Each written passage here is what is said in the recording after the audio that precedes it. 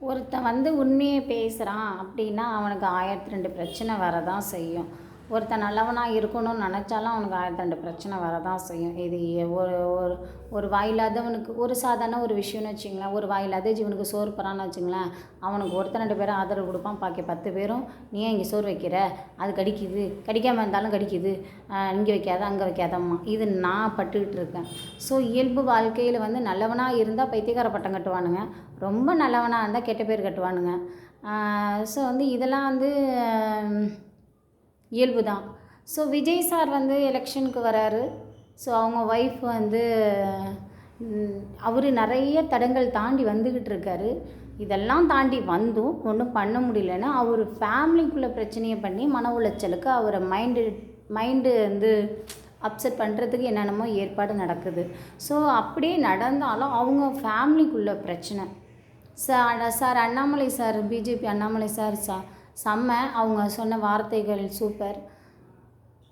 Vijay sir divorce விஷயம்னா அவங்க ஒய்ஃபோ Vijay sorrow, Vijay சாரோட அந்த வக்கீல் ஜட்ஜ், இவங்க 3 பேருக்குள்ளே தான் ஒரு டீலிங்.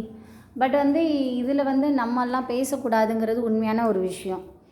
இப்போ நிறையா பேர் வந்து யூடியூப் சேனல் நியூஸ் இதெல்லாம் போடுறாங்க. அவங்க பிரபலம் ஸோ அதனால் போடுறாங்கன்னு வச்சிங்களேன். ஆனால் என்ன எவன் எப்படி போனாலும் விஜய் சார் கண்டிப்பாக ஜெயிப்பாங்க. அவங்க தான் வருவாங்க. அவங்க வாழ்க்கையிலையும் ஜெயிப்பாங்க. ஏன்னா ஏங்க இந்த காலத்தில் யாருங்க நல்லவங்க? அப்படி ஃபில்ட்ரு பண்ணி பார்த்தா விஜய் சார் சூப்பர்.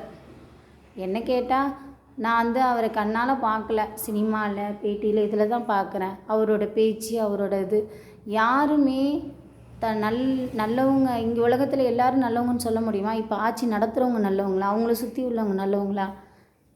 யாரையும் ஜட்ஜ்மெண்ட் பண்ண முடியாது.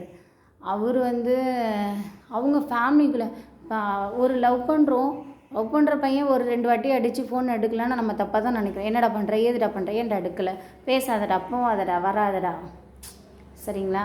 இது வந்து ஒரு லவருக்குள்ளே பிரச்சனையும் அப்படி தான், ஒரு கணவர் மனைவிக்குள்ளே உள்ள பிரச்சனையும் அப்படி தான். அதனால் வந்து என்னென்னா இது அவங்க ஃபேமிலி பிரச்சனை. அவங்க வந்து இது பண்ணிப்பாங்க. ஆனால் விஜய் சார் வந்து உட்கார்ந்து கொண்டும் எதை பார்த்தும் தளராமல் கண்டிப்பாக கான்ஃபிடெண்ட்டாக இருங்க. இதெல்லாம் ஒரு ஜுஜிபி மேட்ரு. நீங்கள் ஜெயிச்சு வந்துட்டிங்கன்னா நீங்கள் வாழ்க்கையிலும் ஜெயிச்சிருவீங்க. கண்டிப்பாக அதுக்கு மக்கள் யாரும் விஜய் சாரை தப்பாக நினைக்காம விஜய் சாரை ஜெயிக்க வைக்கிறதுக்கு சப்போர்ட் பண்ணுங்கள் ப்ளீஸ். எனக்கு தெரிஞ்சது முகத்தை காட்டி எனக்கு போட தெரியல.